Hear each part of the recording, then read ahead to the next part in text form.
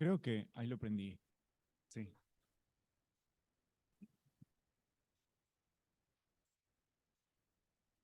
Primer disco. Cambia. Creo que no funciona.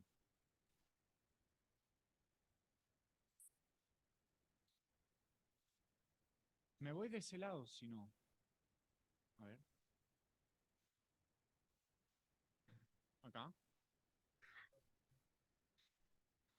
Estoy para allá. O sea, apretando el correcto. ¿Es este o no?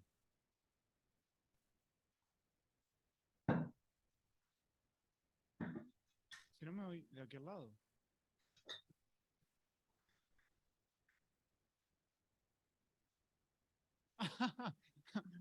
Sí soy.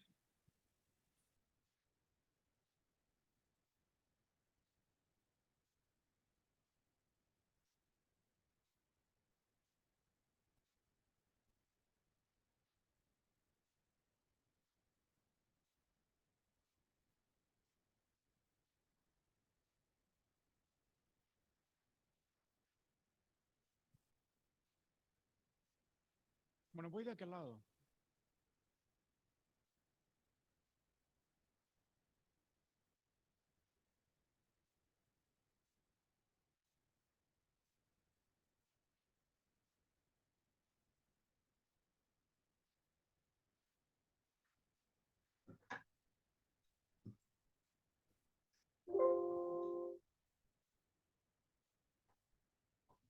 Sí se escucha. Dos tramas gemelas. Dos culturas proyectuales radicalmente opuestas. Una compuesta de miles de piezas metálicas, la otra de un solo organismo vivo. Una se impone sobre el medio natural, mientras que la otra crece con él. Una necesidad, habitar. Actualmente, 1.700 familias en Punta Lara no tienen acceso a una vivienda de calidad. El proceso de toma y edificación simultánea transformó un territorio que fue ocupado en base a las posibilidades de quienes fueron transitando un espacio que se marcó por la necesidad. El área de Punta Lara se encuentra a 12 kilómetros de la ciudad de La Plata, de esta ciudad, siendo parte de un aglomerado urbano que ocupa actualmente la selva subtropical más austral del planeta. Este borde ribereño se fue consolidando gracias a la superposición del paisaje cultural con el medio natural, lo que desencadenó en la definición de un entramado social que depende de las actividades turísticas como medio económico. Esta ocupación estival desembocó en la conformación de un mosaico que superpone ambientes costeros con amanzanamientos porosos que se fueron ocupando a lo largo de la última década gracias a la crisis socioeconómica que está sufriendo el país, implantando Hola, en dicho entramado a nuevos no se ve habitantes no se ve que... la imagen, ¿eh? Hola, ¿qué tal? Perdón. No se ve la imagen, ¿eh? En el Zoom. Vemos solo la carpeta con las ponencias.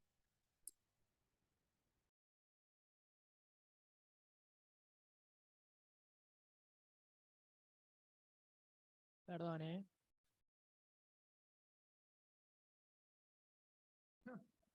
¿Ahí se ve bien? Perfecto, muy bien, gracias. Bueno, gracias.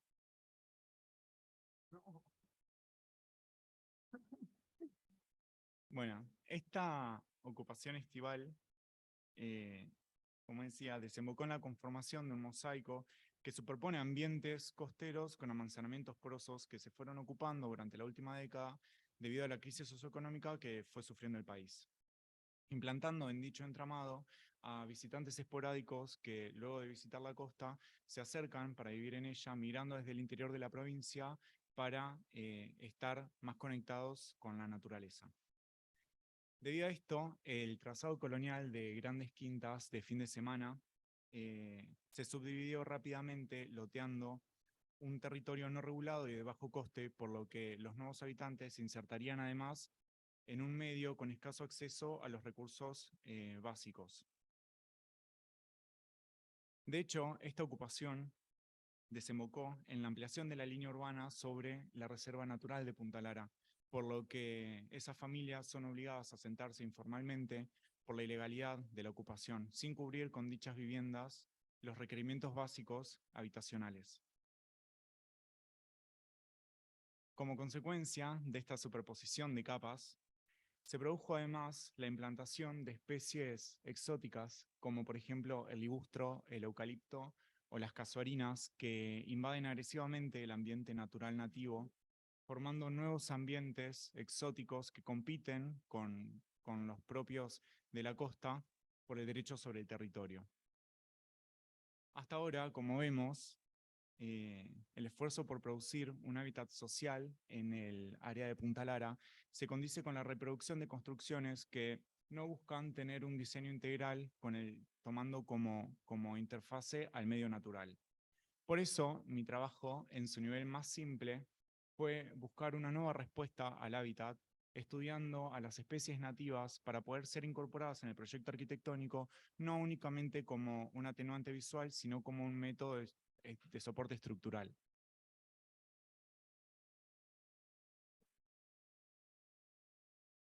Durante su juventud, las plantas tienen la capacidad de ser maleables y flexibles y de poder unirse con otras de igual especie y familia para poder crear, por ejemplo, refugios, puentes, muros y hasta sillas.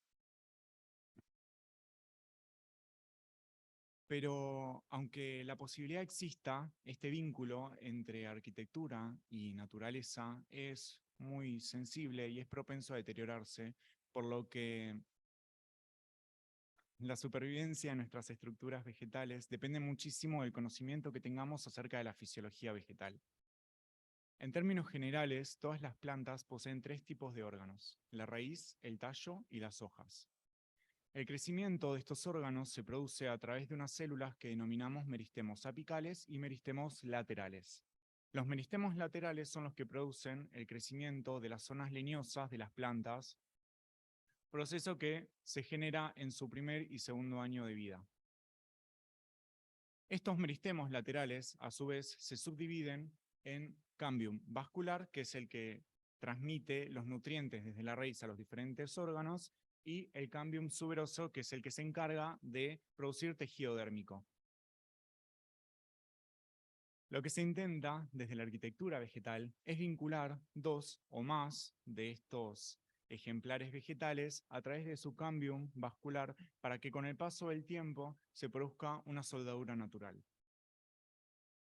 Para lograrlo se utiliza una técnica que se denomina injertación, por el cual se recorta una porción del tejido dérmico de las plantas para mantener en contacto el cambium vascular, que es el que transmite los nutrientes, a través de uniones que suelen ser mecánicas, como por ejemplo con tornillos que mantienen ambos cambiums en contacto hasta que se unen naturalmente.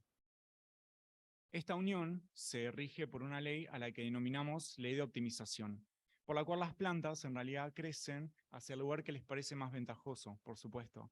Y en realidad esto favorece la creación de muros vegetales y de estructuras vegetales, porque ellas tienen la capacidad biológica de adaptarse a las cargas que nosotros ejerzamos sobre ellas. Gracias a los diversos experimentos que se realizaron en torno a esta temática, podemos predecir que las especies más adecuadas para poder construir este tipo de estructuras son las denominadas robustas, que se condicen con las leñosas, que deberían tener epidermis fina de rápida cicatrización.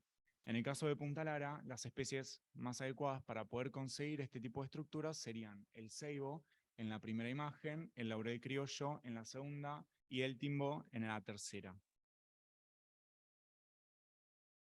Las referencias históricas, como los refugios de los tinitinias en el río Orinoco, o el Green Room en Holanda, o el Palacio de Auerworld en Alemania, o incluso el pabellón plano árbol cubo, también alemán, nos brindan las bases para poder pensar cuál método sería el más adecuado para generar espacios recorribles y habitables. Desde sostener plataformas entre los árboles hasta el trenzado de plantas vivas,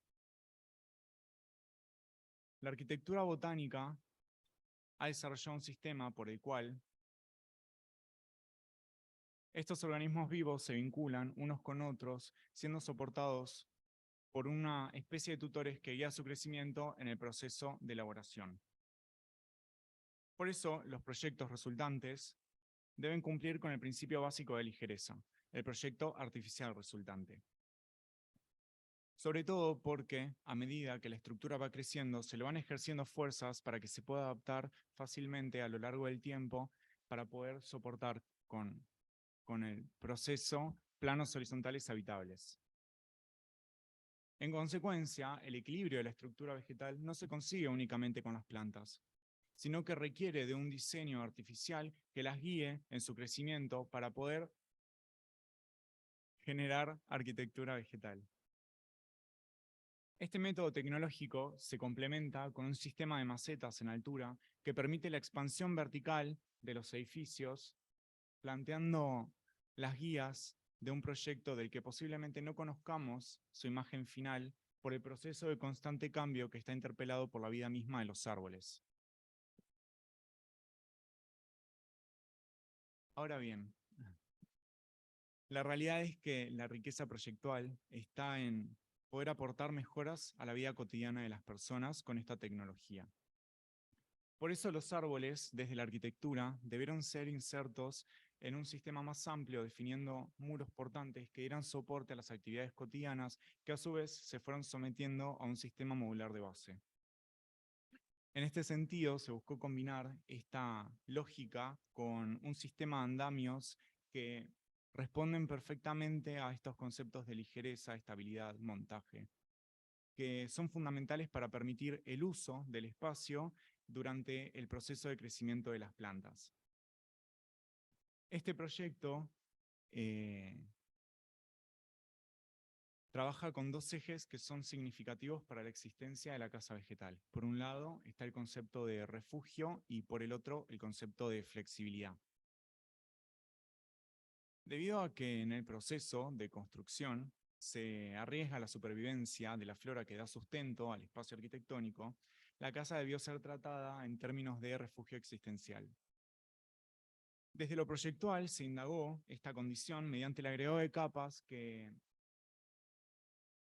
producen una indeterminación entre el espacio interior y exterior y que a su vez manejan la transición mediante dos filtros espaciales. Por un lado, el filtro que se corresponde con la capa estructural, que es el que tiene que ver con las plantas y todo el sistema de riego, y por el otro lado, un sistema contenedor que está compuesto por paneles deslizantes, planos de piso, sistemas de paso, que en realidad son gestionados por cada persona en base a sus necesidades espaciales. La esencialidad primaria, donde la definición espacial se produce por la apropiación de los individuos, determina un lugar que estimula nuevas formas de ocupación de un mismo espacio. Entonces, la flexibilidad, este eje del que veníamos hablando, se traduce en una organización interior modular que plantea una vivienda semilla capaz de crecer y de mutar, incluso hasta ocupar la totalidad del vacío generado por los muros vegetales.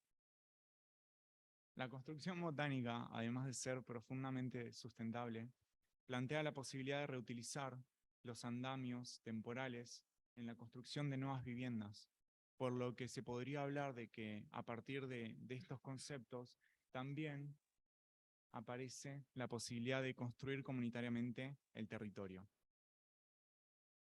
Y acá está parte del resultado de esta investigación. La primera maqueta viva construida al menos en mi laboratorio. Esas son fotos particulares de la primera vez, del primer día que las monté. Lastimosamente, 6 meses después no hubo muchos cambios, excepto que algunas murieron y tuvieron que ser reemplazadas por otras, por supuesto. Pero espero que con el paso del tiempo las uniones empiecen a verse más como las que están por debajo. Uniones que absorben al medio artificial y que tratan de tener un equilibrio entre la naturaleza y el hombre. Esto es importante poder decirlo y poder mostrarlo, porque si la última frontera entre habitar y subsistir es colmar de tecnología adecuada a los edificios que nos rodean para poder darles vida y así poder diseñar una ecología habitable, los diseñadores tenemos que hacer lo posible para poder eliminar estas dos visiones del mundo. Lo que me lleva, por supuesto, de nuevo al principio. Estamos viviendo una era en donde el hábitat social es cada día más relevante, en donde la huella del ser humano sobre el planeta es cada día más peligrosa. Pero al mismo tiempo estamos viviendo una nueva era del diseño, una nueva era incluso de la creación, donde la arquitectura deja de estar inspirada en los árboles y son los árboles los que empiezan a estar inspirados en la naturaleza, en la arquitectura. Lo que exige de nosotros que nos hagamos cargo, y no por primera vez, de la madre naturaleza. Muchas gracias.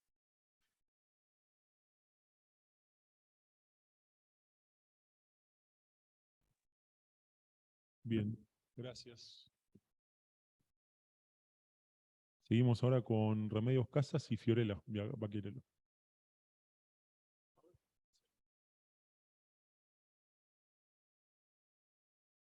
¿Está cargada? A ver. ¿Quieren ustedes manejarlo? Estamos enemistados.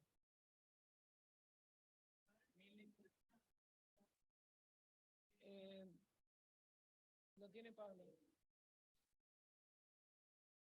Te trajeron otro, ¿no?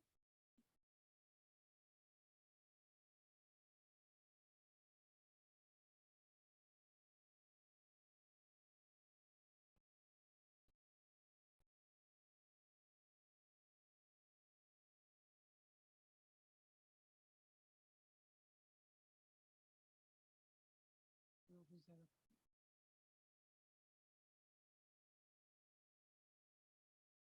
¿Y cliquearon, hicieron clic en la pantalla?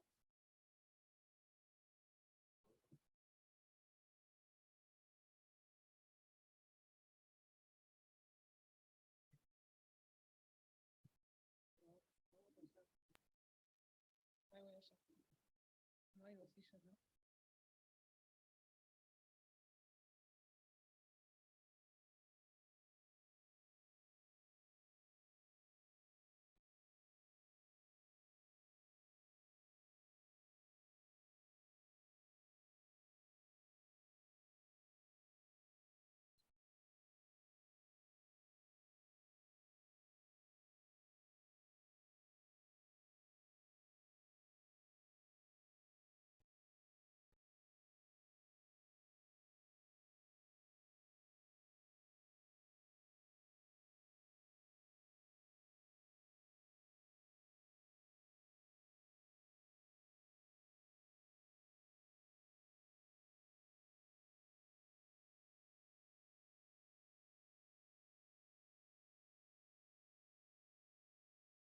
¿Se escucha?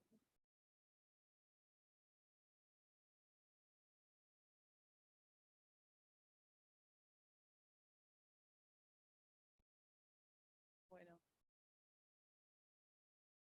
Ponete bien. Sí.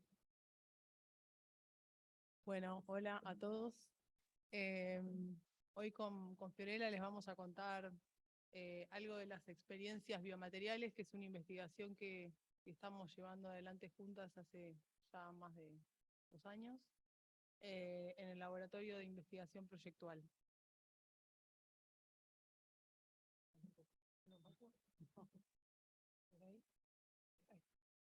Bueno, estas experiencias son todas, procesos, todas investigaciones sobre materiales, sobre materia, y que de alguna manera nos autodenominamos cinemorfismo porque creemos que en estos procesos de actualización material, ¿no? En esa interacción entre la materia y algún proceso, ¿no? Entre potencia y acto, se enmarcan todas estas experiencias que de alguna manera van pasando de instancias muy preliminares o instancias donde construimos y diseñamos materiales hasta experiencias que son un poco más complejas y que implican otros niveles de montaje, y donde en realidad la materia va pasando como de un estado, va adquiriendo como una mayor definición, ¿no? Y como a través de estos procesos. Estas experiencias que hicimos el año pasado, de alguna manera delinearon como las 4 líneas en las que estamos trabajando en este momento. Por un lado, el campo como más de las que nosotros denominamos las sustancias, que tiene que ver con experiencias de diseño de atributos de diferentes materiales, siempre hablando de biomateriales, de biocompuestos, que son materiales que están generados a partir de sustratos y de materias biológicas. Otras experiencias que están asociadas a los comportamientos, que tuvieron más que ver con una serie de talleres que hicimos, donde empezamos a cruzar un poco las experiencias de la sustancia, llevándola digamos, a pequeños montajes y a desarrollos donde en realidad empezamos a buscar verificar esos atributos y corregirlos nuevamente como en los talleres de sustancia, y como un ida y vuelta entre esas dos cuestiones. Después otra línea que fue la de las estructuras y la de los montajes, que terminó en un pabellón que presentamos el año pasado, donde ahí ya aparecen otros temas que tienen que ver con problemas de montaje y de acoplamiento y de someter a esas materias trabajadas en esas otras 2 instancias a cuestiones más específicas. Y después, como otro campo, el de por ahí trabajarlo más desde lo proyectual y desde las experiencias, digamos, de empezar a trabajarlos como estructuras para estudiar otras geometrías y otras posibilidades, que tuvo que ver con un curso de posgrado del que participamos, en donde usamos estos materiales para trabajar eso, ¿no? Como modelos que nos arrojaran otras condiciones.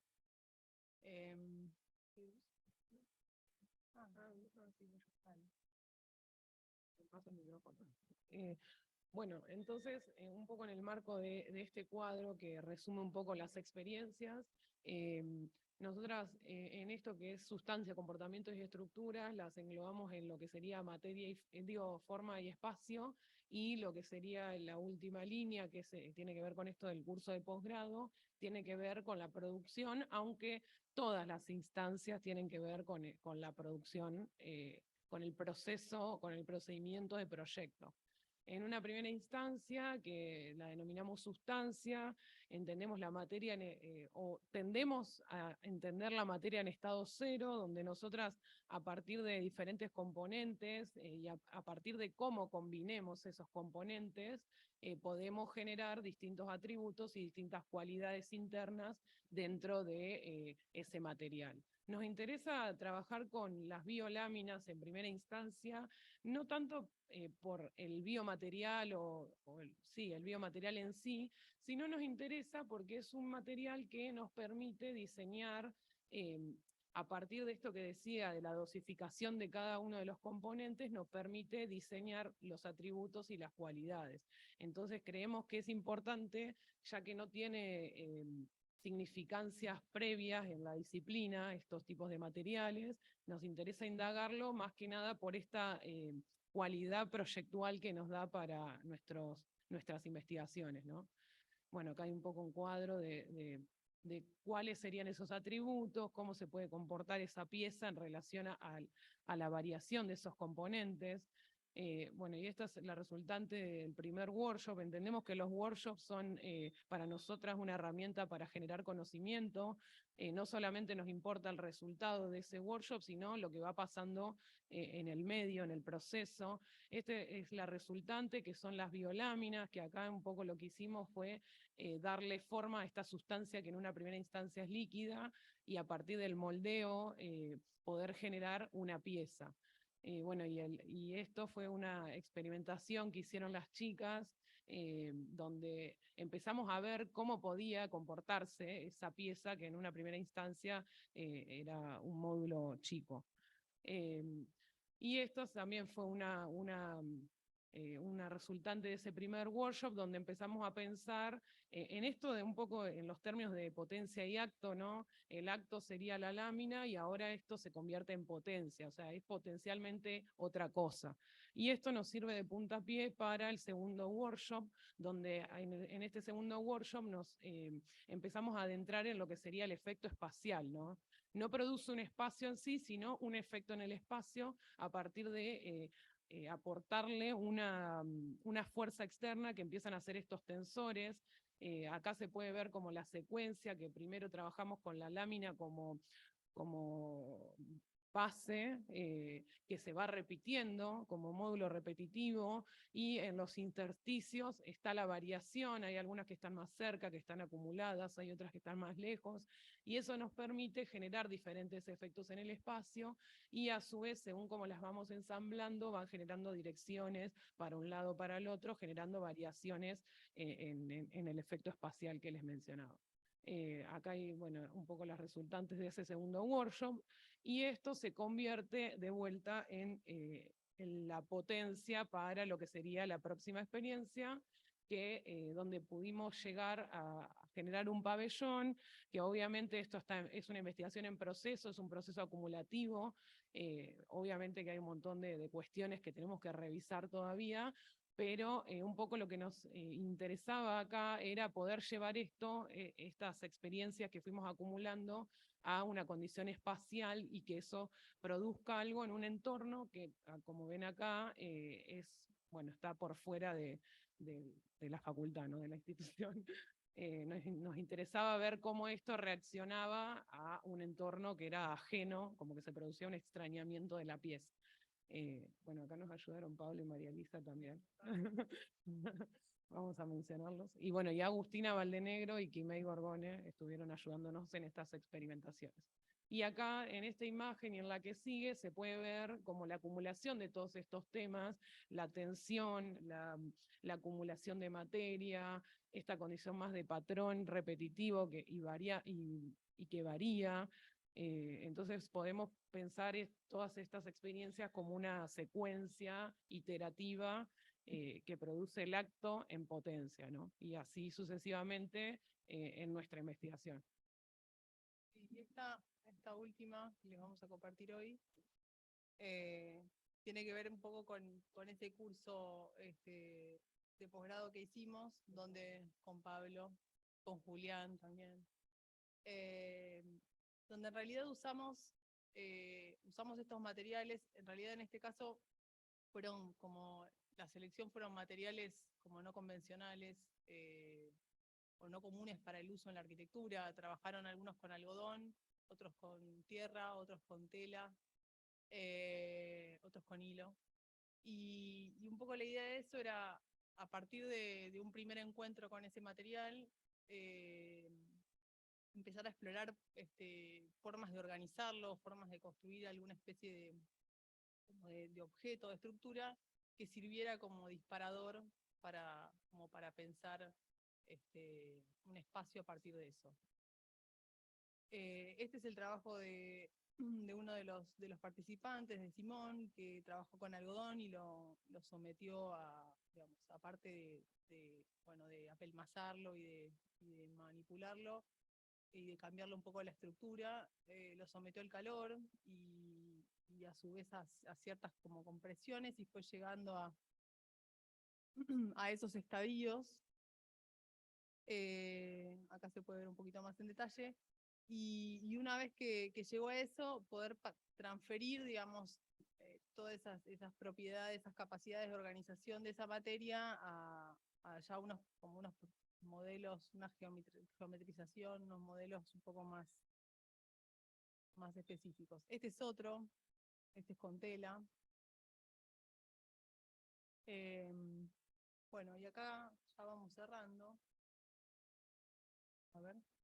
Bueno, un poco lo que nos interesaba para cerrar y concluir toda esta serie de experiencias es entender que el proyecto, o sea, la materia es lo que guía al proyecto o lo que media al proyecto, ¿no? Entonces, nos interesa como encontrar estas condiciones de potencia que nos permite entender la materia como algo que va guiando ese proceso y que nos permite un poco, nosotras resumimos la experiencia en forma, espacio y producción, donde entendemos que con la materia que guía el proyecto podemos generar forma, dar forma o transformar, ¿no? Un poco acá hay algunas experiencias que hicimos, algunas otras. Y un poco para cerrar, entendemos que la materia es activa. Nuestra investigación tiene un enfoque transdisciplinar.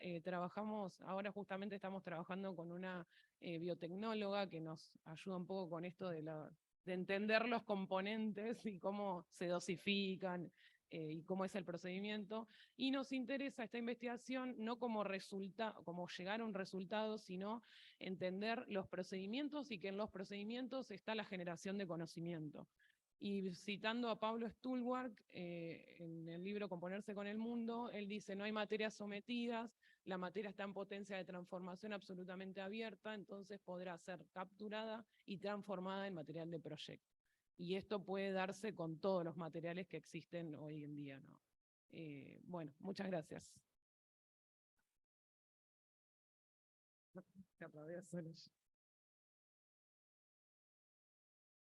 Bien, gracias. Seguimos, Sergio.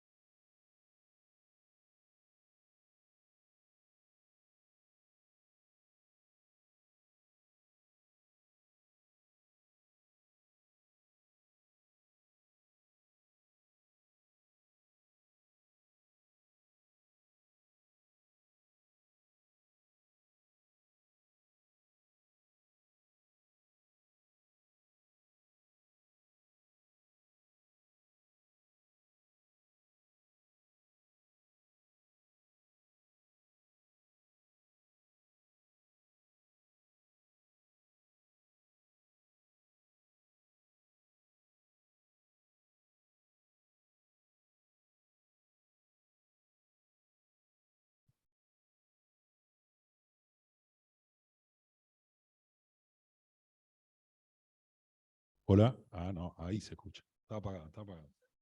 Ah, bueno, sí, pero porque estábamos directo. Bueno, buenas tardes. Bien, voy a presentar un trabajo que venimos haciendo con Pablo Lionti en una cátedra en la Universidad de Itela.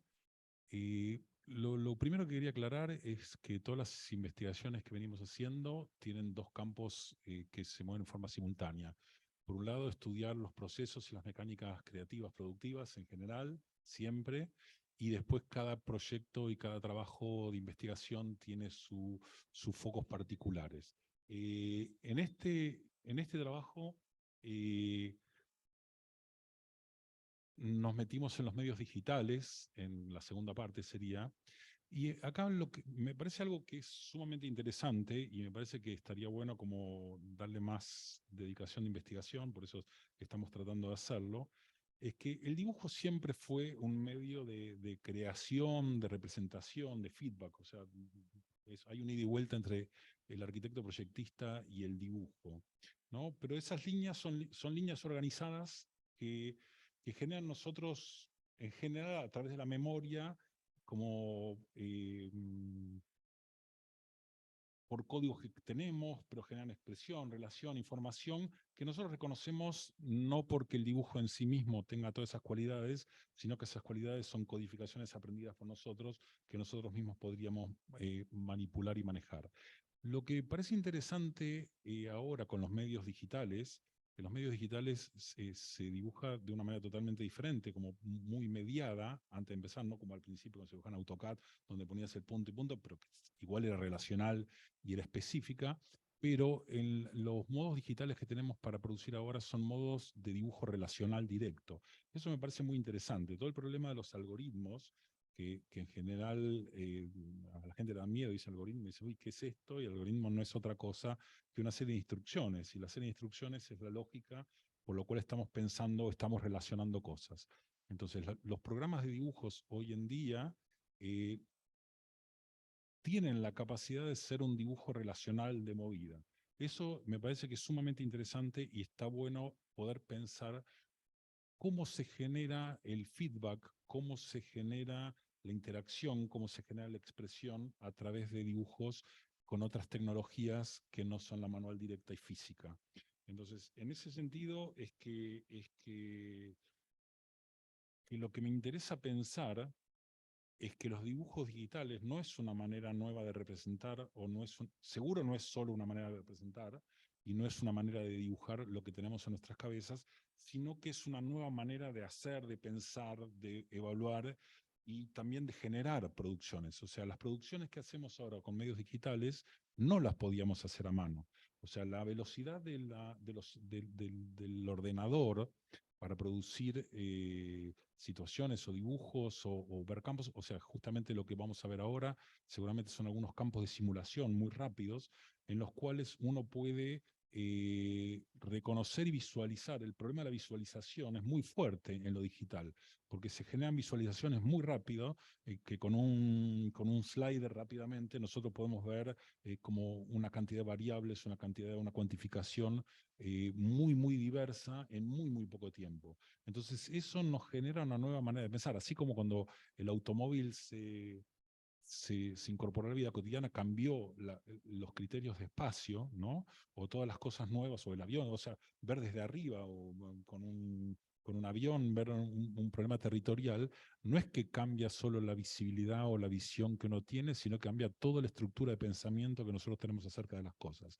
Entonces, me parece que lo que es central en esta presentación, me parece que es eso. También es interesante estudiar un poquito mínimamente, no es que estamos diciendo, no estoy diciendo ninguna cosa totalmente sacada ni nueva, imposible, pero está claro que las computadoras trabajan por iteraciones, por repeticiones, por sistemas de proliferación, sistemas de condicionales, ¿no? Variables condicionales, si esto pasa, pasa lo otro. Entonces, los sistemas de retroalimentación que también se producen en las computadoras funcionan muy interesantes como instrumentos para cambiar el modo de pensar y el modo de hacer.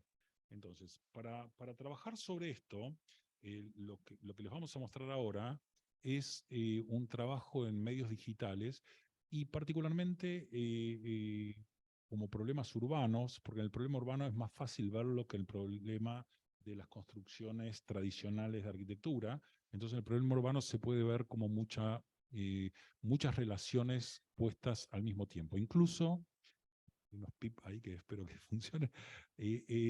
Algo que sucede que es muy interesante es que se pueden también incorporar desde variables aleatorias o variables aleatorias controladas, o sea, que tienen una cierta aleatoriedad, pero después el sistema de evaluación que producimos lo producimos nosotros. Entonces, en este caso, esto es un sistema de puntos que se van, porque hacemos suposiciones que hay lugares que son más atractivos para ciertas situaciones o que repelen ciertas acciones o actividades, y lo que vemos acá, me interesa ver esto, que es muy simple, o sea, no es nada nuevo que no lo hayan visto, pero simplemente es como trasladar los puntos a partir de efectos específicos que se producen en el proyecto. O sea, qué es lo que nos está interesando, o por ejemplo, hacer un sistema de mallas que podría emular en algún momento un sistema de cuadrícula o de una lógica de calles o de circulaciones. O sea, nosotros podemos juntar las cualidades que requerimos con lo que el medio digital nos provee. Entonces, las manzanas ya no tienen que ser cuadradas de una única manera, sino que pueden ser diferenciales según el caso y según la situación a las cuales las estamos afectando. Entonces, estas situaciones que en realidad Commutar también permite muy rápidamente lógicas comparativas, ¿no? El más grande que, igual que, más alto, más bajo, más cercano, más lejano, que son instrucciones muy simples, a las cuales después llamamos algoritmos y todos nos asustamos, pero simplemente son elementos muy sencillos de manipular. Lo que es interesante es que podemos manipular muchas variables al mismo tiempo. O sea, un algoritmo nos permite entrar con 4, 5, 6 o 7 variables que son conceptualizables en el momento de la producción, y las líneas que se autodibujan, no se dibujan en los términos tradicionales, se van dibujando en una relación específica según la función que nosotros le estamos proponiendo. Entonces nosotros podemos decir cuánto es el ancho de vereda mínimo de acuerdo a la cantidad de peatones, o las cercanías a las esquinas, o las cercanías a ciertos lugares, o cantidades, densidades de personas. Entonces, las variaciones estas, esto es un análisis que simplemente están calculando dimensiones de manzanas y decimos, entonces, el famoso if que tiene, ¿no? Que si esto pasa, si es una manzana más de tal tamaño, desaparece. O sea, las instrucciones de los algoritmos en realidad son muy sencillas, y lo que me parece muy interesante es que muy rápidamente podemos manejar situaciones que un arquitecto no puede conceptualizar cerebralmente en forma simultánea si no tenemos el medio. Entonces, acá en el medio podemos hacer estas simulaciones. Por ejemplo, acá hay lógicas de tránsito, acá lo vamos a ver, por ejemplo, en esta, que simplemente nada, esto es un kernel, que es un plugin extra, que en realidad es cómo funcionan para optimizar ciertos funcionamientos de avenidas o calles, para juntarlas, o para tránsitos de aviones, ¿no? Cuáles son las rutas que tendríamos que hacer, que son temas de eficiencia, pero nosotros tenemos todos los puntos intermedios para poder evaluar. Lo que es interesante de este tipo de trabajos es que nosotros estamos en una situación de evaluación permanente y constante, y que el proyectar es evaluar mientras pedimos y solicitamos. Entonces no es para nada restrictivo, sino todo lo contrario. O sea, lo que tenemos es un panorama muy grande con sistemas de simulación rapidísimos que nos permiten tomar cuál es el punto de variabilidad que nosotros queremos tener, cuáles son los máximos, cuáles son los mínimos, y cómo es la evaluación que nosotros estamos haciendo de estos. O sea, estoy mostrando un trabajo, lo voy a mostrar muy simple, son unos minutos nomás, pero me parece que lo más interesante me parece que es que tenemos que pensar cómo se piensa ahora, porque la arquitectura no se piensa como se pensaba antes, porque no se dibuja como se dibujaba antes, con lo cual hay muchas lógicas nuevas, o esto que son terrenos, que se califican terrenos por dimensiones, por cualidades, por cercanías, por formas, por cantidad de ángulos, de aristas. O sea, pero lo que también me parece interesante es que no es que estos datos que estamos poniendo vienen del dibujo, sino que nosotros le pedimos y le solicitamos a la computadora que nos regule ciertas cosas. Estamos pensando proyectualmente en otros términos. El feedback que se puede producir, o sea, a partir de algo que vemos en esta instancia, podemos ir para atrás muy rápidamente y rearmar el proyecto y dibujarlo por completo en un minuto. Está claro que en un proyecto urbano de este tipo, dibujar a la vieja usanza cada uno de estos dibujos es una cosa prácticamente imposible, o se hacía una vez cuando ya estaba todo resuelto, y acá nosotros podemos hacerlo y reconstruirlo todas las veces que sea necesario en el avanzar del proceso proyectual, ¿no? No es que me importa, en este momento no estoy centrándome en las cualidades proyectuales del problema urbano que hay acá, que sí lo hay y lo tenemos que discutir, pero también me interesa mucho, por ejemplo, este es un cuadro donde están los 6 proyectos que hicieron estudiantes nuestros, y sí me interesa aclarar, estos son de primer año, son estudiantes que no hay CBC en la universidad en la que yo trabajo, con lo cual son chicos que estuvieron en quinto año del año pasado y están produciendo este tipo de cosas a una velocidad enorme, simplemente porque les permite el medio producir en esos términos. Entonces pueden generar proyectos urbanos y discutir cualidades internas y capacidades, cuáles son los atributos que tiene, cómo son las conexiones con la ciudad, etcétera. Paso rápido porque, o sea, me interesa que se vea la diversidad de producción, y estos cuadros sí que me interesan. Estos cuadros son como una síntesis en donde se va viendo el proceso evolutivo de cada uno de los proyectos, de cada uno de los trabajos de los estudiantes. Nosotros le pedimos a los estudiantes que hagan eso a medida que van pasando las clases, van organizando cómo fue desarrollándose el trabajo para llegar a los estadios finales, y entonces ahí también se generan cosas interesantes en cuanto a que hay líneas paralelas, por ejemplo, no todas son secuenciales, sino que hay retroalimentaciones, o vuelve para atrás, o tiene situaciones en la misma instancia temporal.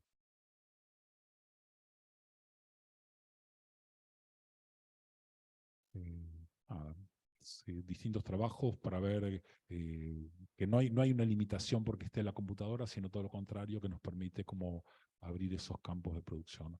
O tampoco estoy evaluando la ética de los trabajos. Yo no sé si construiría esa cantidad de densidad, ¿se entiende?, en un río. No me importa, o sea, no estamos preocupados en eso en este momento, sino que esta imaginería sería muy difícil producirla si no tenemos el otro campo de trabajo abierto. Muestro algunos más rápido, de trabajos, todos trabajos de estudiantes de primer año, donde se ven cualidades espaciales, comunicaciones internas, tipos de manzanas, tipos de volumetría, cercanías a los lugares, contactos con el río, etc.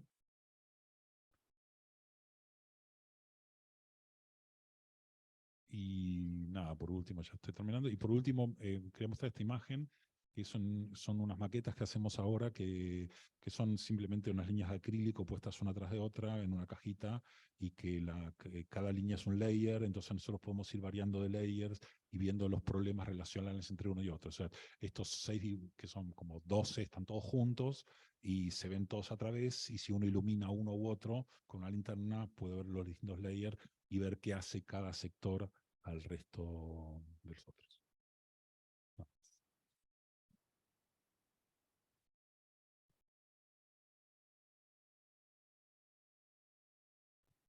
Gracias. Seguimos.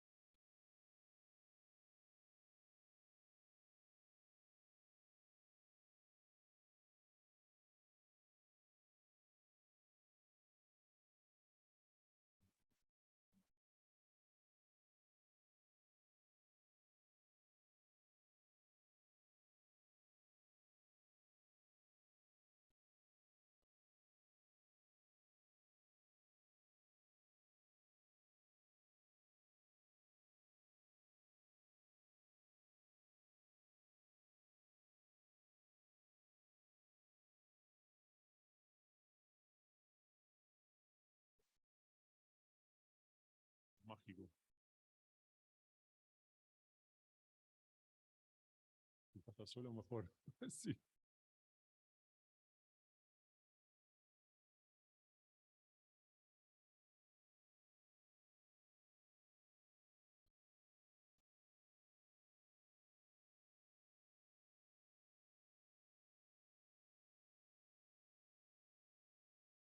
Estamos compartiendo seguro, ¿no? ¿Estamos compartiendo pantalla? Si alguien está escuchando y puede confirmar que se ve bien. Bueno, imaginemos que sí. Foto no está.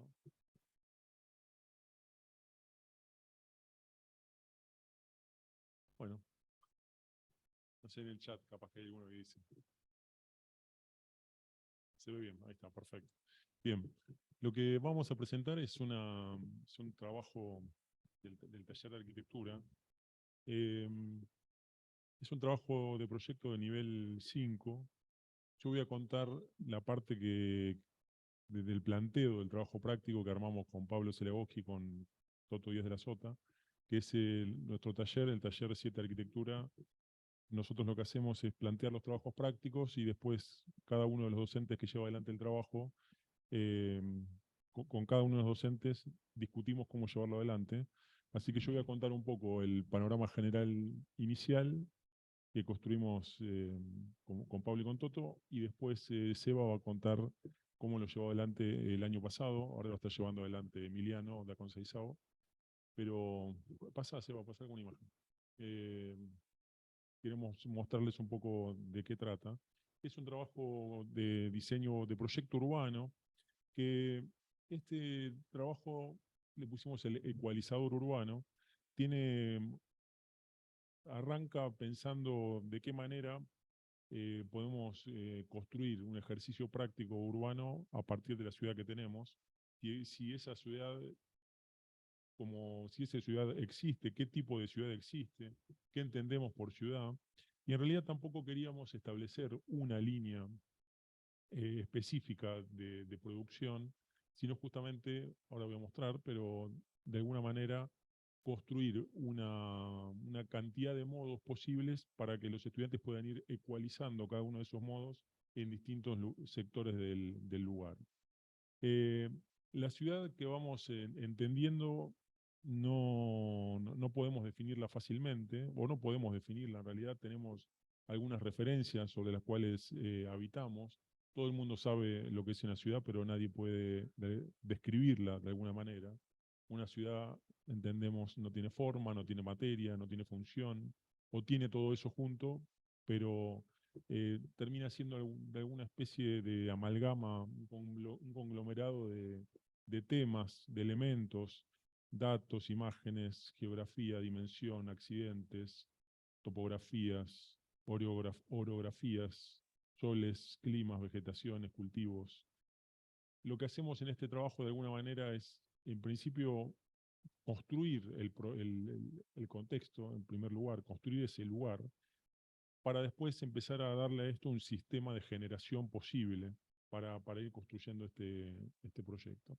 Avanza se va por los modos. Los modos, nosotros les damos a los estudiantes esta serie de 12 modos sobre los cuales definimos y mostramos los distintas ciudades existentes o los distintos sectores de ciudad existentes en el mundo que más o menos o de alguna manera están circunscritas en estos modos. Entonces, discutimos cómo es cada uno de estos modos y les pedimos, como decía hoy, a los estudiantes que ecualicen su proyecto en función de los distintos lugares que puede tener ese proyecto urbano en función de estos modos. A veces tendrá un modo más de conexiones, a veces un modo más de objetos, a veces un modo menos temporario y demás. No quiero definir cada uno de los modos, porque me iba a llevar mucho tiempo, después lo discutimos si quieren. Yo lo dejo a Seba que cuente un poco el procedimiento.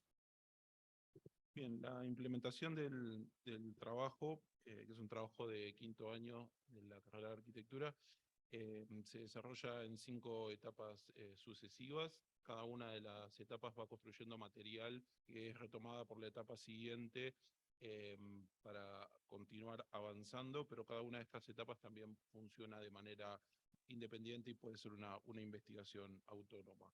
La primera etapa, que tiene que ver con la construcción de modelos, se parte de una serie de casos de estudio, ejemplos de arquitectura, algunos proyectos, otras obras construidas de una escala intermedia entre la arquitectura y la ciudad.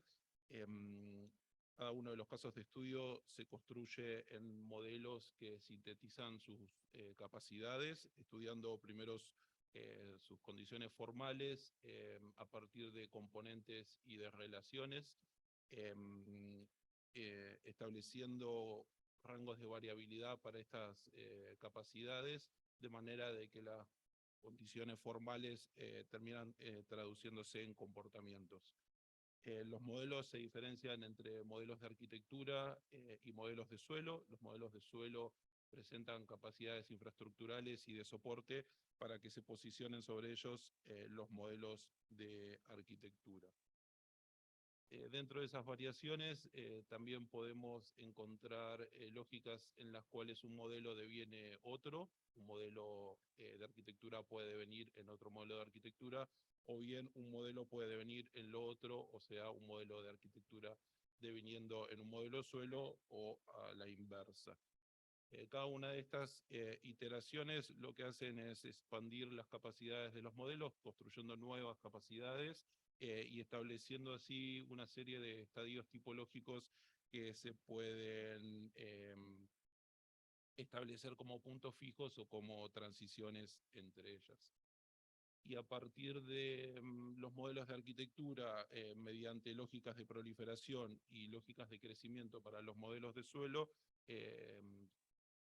estos modelos se van multiplicando para conformar lógicas de campo. Las lógicas de campo que crecen en una dimensión considerable y alcanzan un estatuto urbano, si se quiere, exploran nuevamente variaciones internas donde la aplicación de esa variabilidad se establece dentro de los modelos, pero mediante distribuciones vectoriales generan secuencias internas de variación aplicadas ya al campo, al organismo en sí, presentando dentro de su continuidad material diferentes estados que van transicionando entre valores máximos y valores mínimos para esas variaciones. Acá podemos ver algunos ejemplos de esas variaciones. En algunos casos las repeticiones trabajan sobre una única variable, en algunos casos sobre múltiples variables al mismo tiempo. Por otro lado, las condiciones de devenir que se aplican a los modelos también se trasladan a los campos, de manera que las distribuciones de densidades o de ocupaciones van estableciendo progresivamente una mutación de las condiciones de suelo hacia condiciones de arquitectura o de arquitectura hacia condiciones de suelo. Y por otro lado también se exploran lógicas de superposición, donde la lógica tradicional del suelo dando soporte a los modelos de arquitectura puede también replantearse y trabajarse de manera inversa.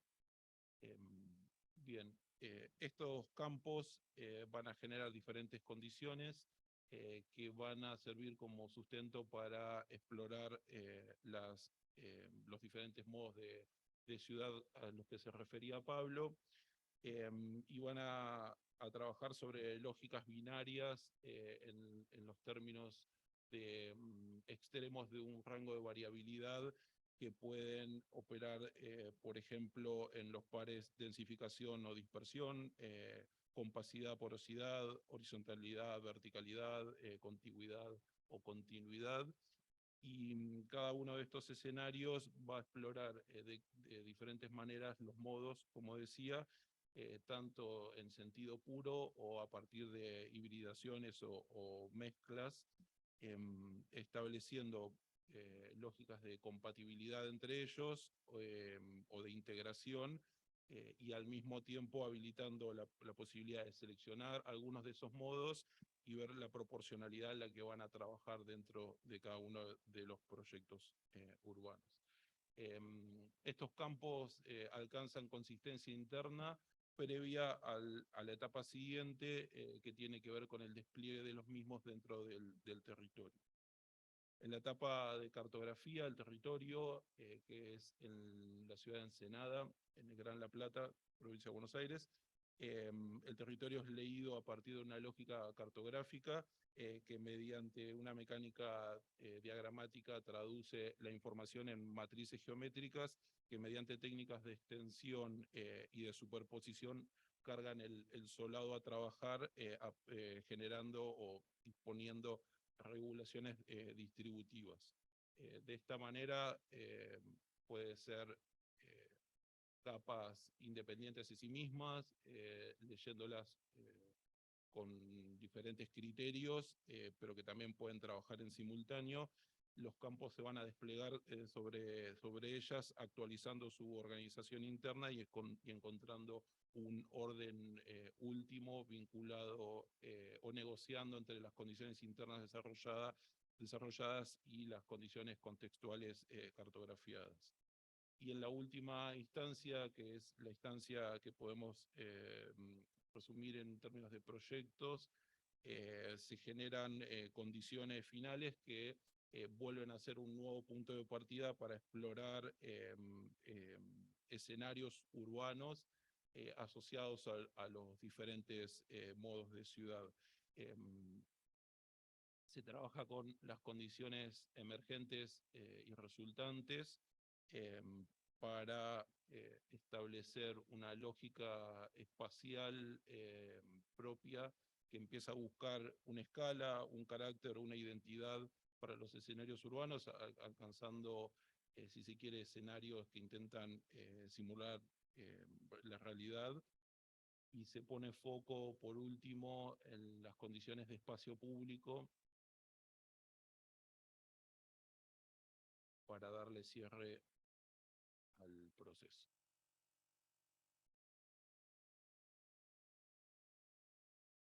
Muchas gracias.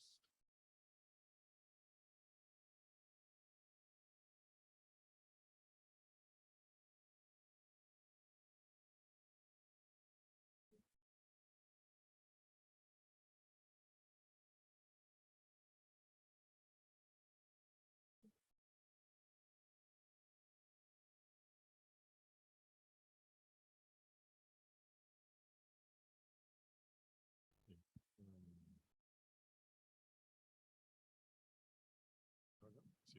Alexander, estás ahí, ¿no? Sí, ¿Querés compartir vos? sí, no hay problema, compartimos desde acá. Dale, por favor.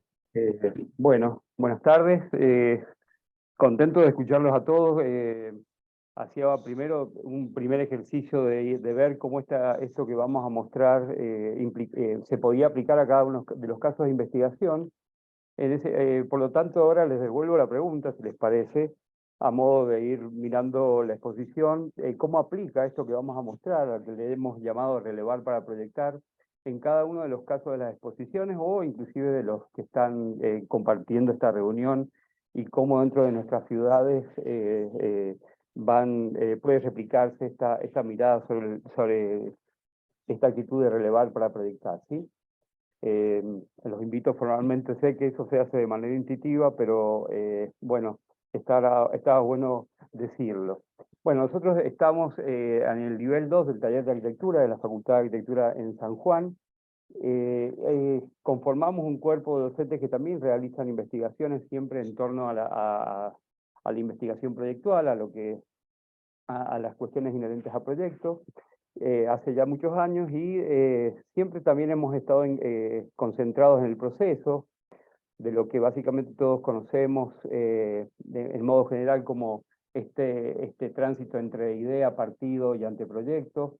Siempre igual recordar que voy a centrarme en segundo año, que es en la parte de lo que es la gestación del proyecto. Pero en este caso, y acorde a lo que nos venía pasando en los últimos años, nos dábamos cuenta de que el modo de abordar el problema, ¿sí?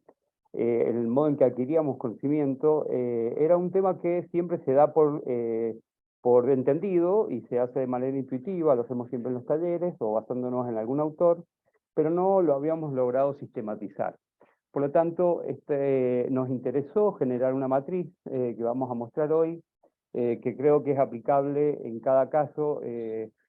Por eso decía esto de que cada uno puede ir repasando en sus propias ciudades y en sus propios contextos cómo podemos relevar para proyectar según los niveles y según los intereses que tengamos puestos en este proceso proyectual.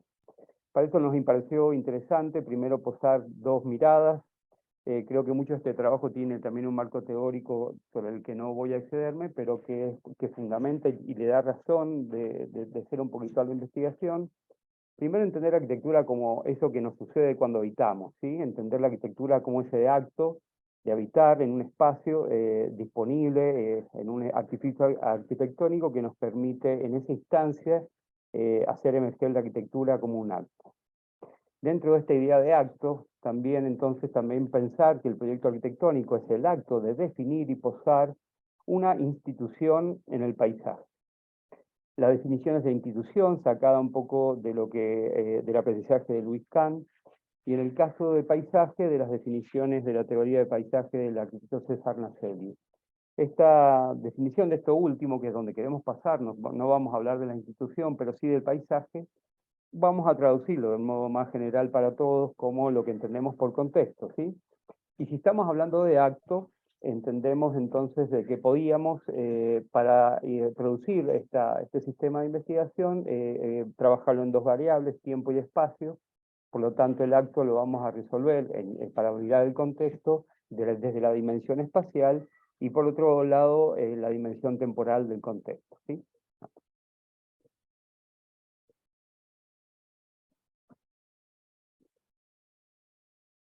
Bueno, acá hay una especie de pequeña matriz que nos ha servido para identificar lo que queríamos investigar. Vamos a verlo primero desde la parte espacial, ¿cierto? De la dimensión espacial del contexto. En ese marco, si pueden ver las capas que van desde arriba hacia abajo, la dimensión temporal del contexto.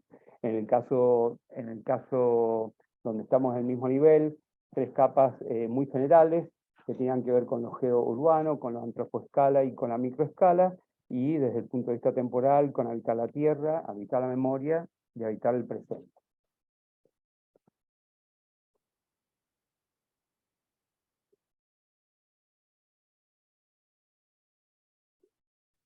Bueno, cuando pensamos en lo geourbano, y vuelvo a repetir que lo íbamos viendo en el proyecto de Ecuador, bueno, en cuál no, ¿sí? En cuál no hemos tocado alguna de estas áreas de relevamiento que han sido comprendidas por los compañeros expositores, se nos ocurrió que podíamos usar como marco referencial el libro de Kevin Lynch y establecer vías, bordes, nodos, hitos, y en nuestro caso particular, porque siempre estamos hablando de relevar para proyectar, que este es un poco el objetivo de la investigación, en los terrenos disponibles porque son donde después se ejecutan estos ejercicios proyectuales dentro de la cátedra en el nivel 2, ¿sí?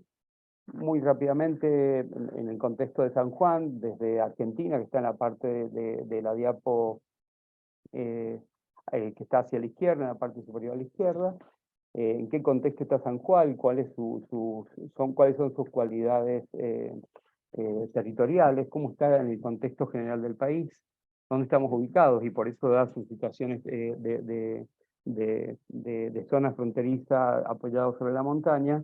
Después un zoom en la propia ciudad, y finalmente, con el plano que está a la derecha, que está elaborado en este caso también por los alumnos, poder hacer una generación de todas estas instancias de vías, bordes, nodos, de hitos, para tener en un sentido general identificada cuál es la posición. Lo de geos, que obviamente hace referencia a la provincia en general o a la situación regional, es porque muchas veces, por ser segundo año y tenemos la característica de estar laburando en los bordes de la ciudad, esto hace que muchas veces hayan centros rurales o no haya una urbanización excesiva, por lo tanto, esta escala geológica o geográfica tiene mucha influencia, ¿sí? Por eso nos pareció muy útil en este caso, que lo que queremos generalizar, tener incluida esta palabra en esta definición del contexto.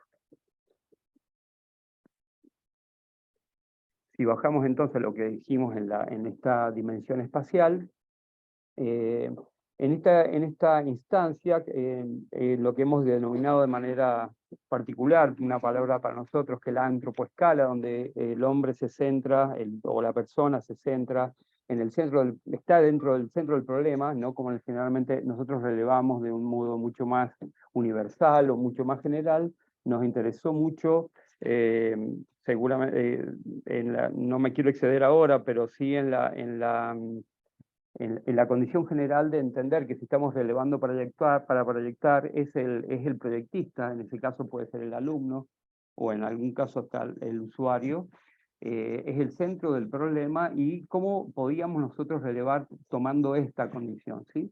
Cuando bajamos de escala de la ciudad, que sí es una escala muy apelando a los sistemas digitales, nos dábamos cuenta en la antropoescala que aplicaba conceptos inherentes a la fenomenología, ¿sí? Al mundo de las percepciones, y a lo que Peter Sumton habla básicamente de la atmósfera, que tiene mucho que ver con esta posición que planteamos al principio de qué entendíamos por arquitectura. ¿sí? Entonces, algunos antecedentes generales para tener en cuenta que tienen que ver con las sensaciones, sonidos, aromas, sabores, también con las escenas y con los rituales que producen estas cuestiones de localía, de un territorio, de un área que pensamos analizar. Debajo también hemos pegado una lámina también elaborada por los alumnos, donde también ellos de manera intuitiva van encontrando algunas palabras claves que le van dando cualidad al territorio donde se va a hacer el proyecto del año en curso.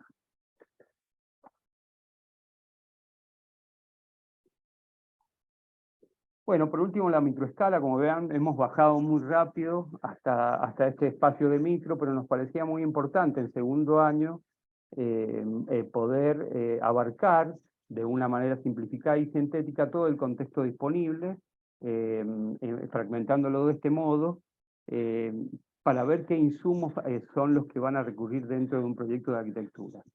En este caso, descartar las materialidades, es decir, la presencia de la ubicación de materiales que han sido usados en un territorio definido. Ahí hemos puesto una paleta de un lugar de una localidad llamada Concepción, donde hemos hecho el proyecto del año pasado y el proyecto en curso de este año, ¿sí? Y las cuestiones que surgen de texturas, de paletas de colores, y de algunas oportunidades que nos está dando el contexto para ver si van a poder o pueden ser susceptibles de ponerse en función dentro del proyecto. Y acá es inevitable comentar el trabajo de este bio de las compañeras que expusieron anteriormente, porque estamos un poco en esa sintonía de comprender las materialidades probables, si bien ellos están yendo mucho más profundo, o como el primer trabajo de la Casa del Árbol que volvía a ir sobre esta capa de habitar la tierra, que después vamos a ver, pero sobre todo estas materialidades probables que están presentes. Bueno, terminaba más o menos este ensayo sobre las capas de la dimensión espacial, referimos un poco a estas dimensiones temporales del contexto, ¿sí? Entonces vamos a venir en términos de tiempo, de manera cronológica, desde tiempos pasados al presente, que nos ocurrió postular la primera capa como habitar la Tierra, que es esa capa geográfica de suelo, de subsuelo, de las geoformas, del clima, de la vegetación, otra vez volviendo a la primera exposición, es decir, cómo es la naturaleza del suelo donde se ha posado posiblemente la urbanidad, ¿sí? ¿Qué hay debajo de eso? O qué no está tan debajo, ¿no? Porque cuando uno va cambiando en la localía, pueden estas capas estar mucho más presentes que en otros casos. Es decir, esta capa, que obviamente a este nivel no nos interesa ir muy profundo en el desarrollo, sí poder dejar planteado y conocido cuáles son las circunstancias de formación de suelo natural.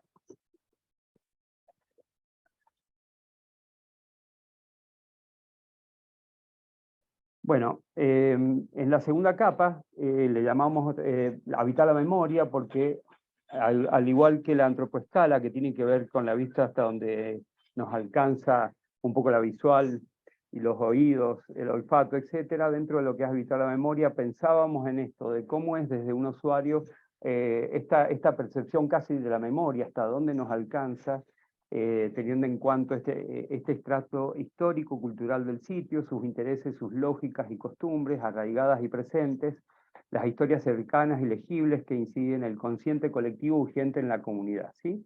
Es decir, en este caso hemos incorporado 3 fotos, voy muy rápido, para el caso de San Juan, que seguramente está en ese sensor colectivo también que nos involucra como país. En el primero, como pasó en algunos trabajos que hemos visto antes, que tiene que ver con las cuestiones fundacionales, dónde y por qué, en qué año, qué situaciones. Hacer un poco de historia al respecto de esto nos pone muy bien en contexto. En el caso de San Juan en particular, la influencia que tuvo el terremoto del 44 en la formación de la ciudad, y seguramente en la localidad de este tramo que nosotros hemos analizado, esto fue importante.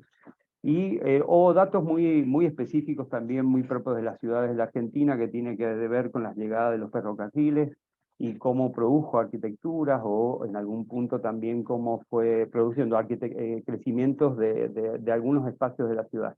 Estos ejemplos han sido usados justamente de manera muy genérica, pero con esta idea de que todos pensáramos en cada caso cómo aplica, seguramente en muchos casos ustedes estarán identificando parcelas de la ciudad que tienen que ver con estos acontecimientos emergentes de la memoria.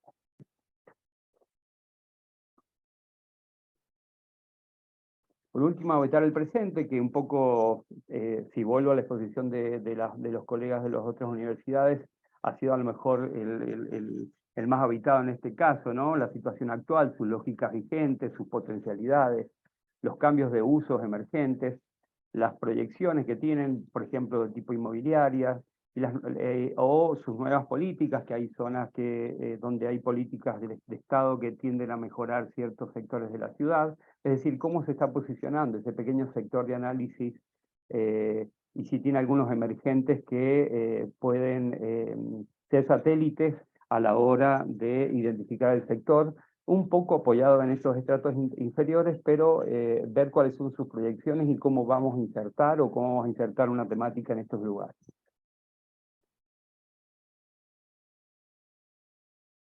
Bueno, acá un poquito hace referencia a la última exposición, yo pensaba cómo nos venía bien esta matriz de comparativas lograda por los algoritmos de la gente de Ditela, porque la idea final de este pequeño esquema organizacional de relevar para proyectar tenía que ver justamente con atravesar estas capas y ver en muchos casos cuáles eran los emergentes que surgían. De esto solamente dejar 3 ideas, creo que esto implica una ampliación muy específica para cada caso de su uso, ¿sí? Pero algunas cuestiones que nosotros fuimos encontrando y que sirven de punta para estudiar las demás. Una que tenía que ver obviamente con las correlaciones de lo que va pasando, si uno piensa un poco entre lo que pasaba con la antropoescala y con las cuestiones que tienen que ver con habitar la memoria, muchos datos de lo que surge de la espacialidad están muy referentes justamente en la temporalidad, ¿sí? Otros datos más o menos pueden ser influyentes o no. Es decir, que el primer paso de las correlaciones es un dato muy general, muy interesante de poder analizar de este primer relevamiento de la ciudad, o del sector de la ciudad que estamos buscando. Después, el segundo punto que hemos notado como muy importante, que tiene que ver con las preeminencias, es decir, cuál de estas capas, en algún caso, son las que por las situaciones de la ciudad pueden emerger dentro del análisis total, ¿sí? En algunos casos tiene que ver con su escala, en algunos casos puede pasar también que hayan capas que no están presentes. Vuelvo al caso de la Casa del Árbol o de los compañeros de Ecuador de la mesa anterior, donde evidentemente a veces las capas históricas no son las más que están más presentes o no son las que hemos decidido tomar como guía para llevar adelante nuestros trabajos de proyecto. Y por último, creo que acá también asocia a todos los trabajos que tienen que ver con las afiliaciones, es decir, ante todo este producto de antecedentes que podemos encontrar de manera rápida para producir insumos para la proyectación, ¿cuáles son las afiliaciones que nosotros vamos a elegir? También es un campo que queda abierto, ¿sí? Podemos no elegir ninguna, por ejemplo, como el ensayo de los expositores anteriores, para poder hacer trabajos de proyectación con cierto aislamiento de la situación, o hay afiliaciones que pueden ser necesarias porque desde el punto de vista intuitivo hemos elegido como eje de nuestras ideas generadoras cuestiones que tienen que ver con la naturaleza del lugar, o con la memoria, o con algunos otros emergentes. Es decir, estas 3 relaciones nos han servido para empezar a comprender cómo podemos hacer emerger una cantidad de insumos que van a ser posiblemente muy influyentes dentro de las ideas del espacio de ideación de los proyectos de arquitectura que vamos a proponer, y que, como digo y concluyo, va a ser como la guía de estos procesos proyectuales donde en segundo año tratamos de afirmar en los alumnos. Bueno, eso es todo, es lo que queríamos un poco contarles, y bueno, quedar abierto a los comentarios de los restos de los expositores. Gracias, Alexander.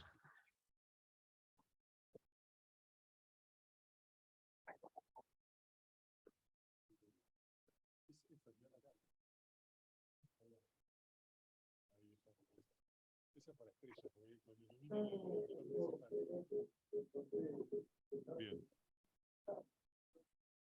bien. Nada, Toto por ahí no. No. A ver, yo quería hacer, para empezar como una ronda, no de preguntas, pero sí de preguntas, pero sí de reflexión sobre lo que vimos. Obviamente son cosas muy diversas, o no tan diversas en realidad, pero me parece que hay una cosa, hay un tema que junta lo que estuvimos viendo, lo que estuvimos escuchando, que tiene que ver con las lógicas de procedimiento. Por un lado, creo que todas las ponencias plantearon ciertos procedimientos de trabajo. También creo que está acompañado, obviamente, de lógicas de pensamiento, digamos, lógicas de procedimiento y lógicas de pensamiento, como un doble campo de trabajo que hemos visto hoy. Fiorella y Remedios hablaban de la potencia y del acto como un par, y fueron marcando todo el camino de esa acción. Creo que cuando uno establece ciertas lógicas de pensamiento, de alguna manera es el campo donde empieza a decidir las herramientas sobre las cuales va a construir esas lógicas de procedimiento, ¿no? No quiero hacer un trabalenguas con esto, pero sí entender que, porque hoy a la mañana hablamos de esto cuando hablábamos de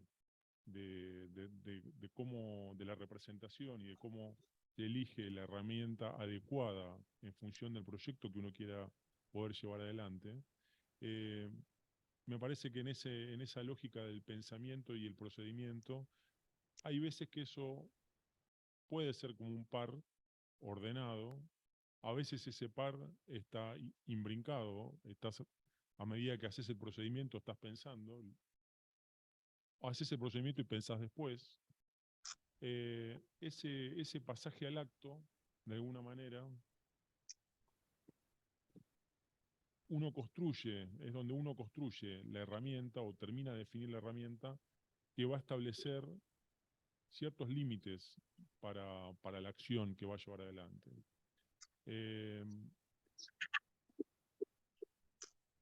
Yo no sé si cuando uno construye la herramienta es tan consciente de los límites que eso genera o cuáles son los campos que uno puede ir definiendo a medida que construye su procedimiento, cuáles son las estrategias para ir marcando de alguna manera los bordes o los límites de ese campo de procedimiento o ese campo de acción. Cuando Lautaro contaba las lógicas de lo vegetal, la vegetación tiene un campo, es una herramienta como trabajo, lo planteaba así. Si bien cada una de esa vegetación, ahí viene Toto que lo reclamaba, esa vegetación crece en forma diversa, su campo de acción, su campo de procedimiento es acotado, es variable, no hay planta que sea igual a la otra, pero dentro de un campo acotado de acción. Y entonces digo, si nosotros como proceso de proyecto, como lógica de procedimiento, entendemos o construimos esos bordes y de qué manera lo hacemos, ¿no? Nada, dejo para que quiera decir algo. La hice muy difícil. ¿Querés?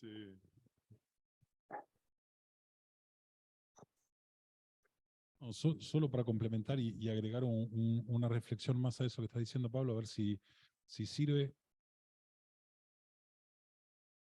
Yo entiendo que las herramientas y los instrumentos, o sea, si no los usamos como material de trabajo, se eligen después que la acción. O sea, no me imagino que un carpintero agarre un serrucho y diga qué tenemos que hacer. ¿Se entiende lo que digo? O sea, si tiene que cortar algo, va a buscar un serrucho, si tiene que clavar, va a buscar un martillo y un clavo, si tiene que, o si tiene que cortar, por ahí hace con una moladora, porque se da cuenta que tal material con la moladora funciona mejor. Pero en ese caso, la herramienta es buscada cuando el proceso lo solicita, o cuando el problema lo solicita. Cuando la herramienta está puesta antes, que no es que me parezca mal, sino es otro caso, nosotros hemos hecho trabajos digitales directos y decidimos usar la herramienta de movida, lo que estamos haciendo no es usar la herramienta o el instrumento como instrumento puro, sino como material para producir proyectualmente. Y me parece que esa diferencia es bestial. ¿Se entiende lo que digo, no? Si ese, eso lo quería aclarar porque me parece... Ahí sería como en el caso del carpintero, es como que le das a un carpintero un trozo de madera y una moladora a ver qué puede hacer. Es otro campo, digamos. No, no, está claro.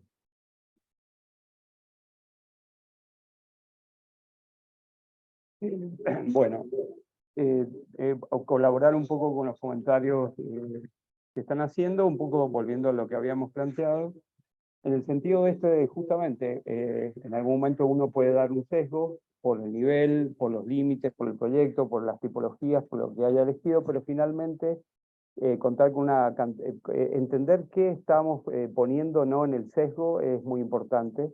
Por lo tanto, me parecía bueno para nosotros preguntarnos cómo relevábamos, cómo obteníamos información, cómo conocíamos, para luego poder plantear el sesgo según lo que nosotros eligiéramos. Pero nos parecía imprescindible esto, ¿no? Antes de ponerlos, como decían ustedes, ya sea algunos pueden llamar los límites o de otras maneras podemos hablar también de cualidades de los lugares, sí plantearnos que hay una información necesaria de ser adquirida del contexto antes de poder arriesgar ideas, entendiendo que esto es fundamental, sobre todo por las cuestiones que dijo que tienen que ver con la lógica del pensamiento, ¿sí?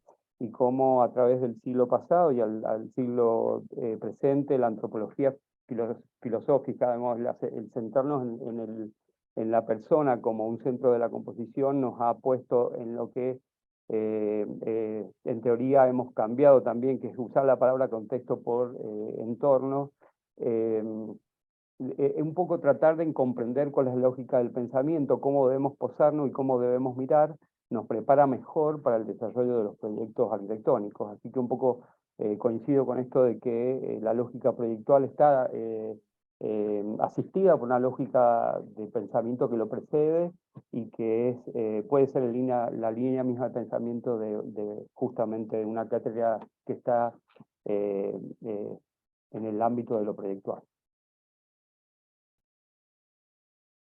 Bien, gracias, Alexander. Si les parece que cerramos y que ya empieza la mesa siguiente, somos los mismos, me parece igual. Sergio Remedios.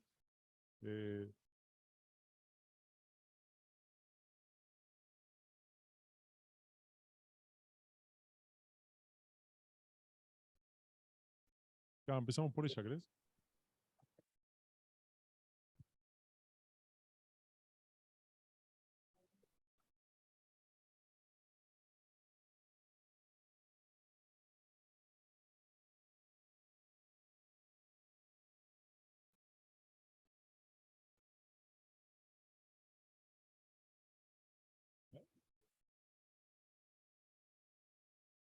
¿Lo tenés en pen? Ah, no. Ah, bueno, qué bueno. ¿Eh?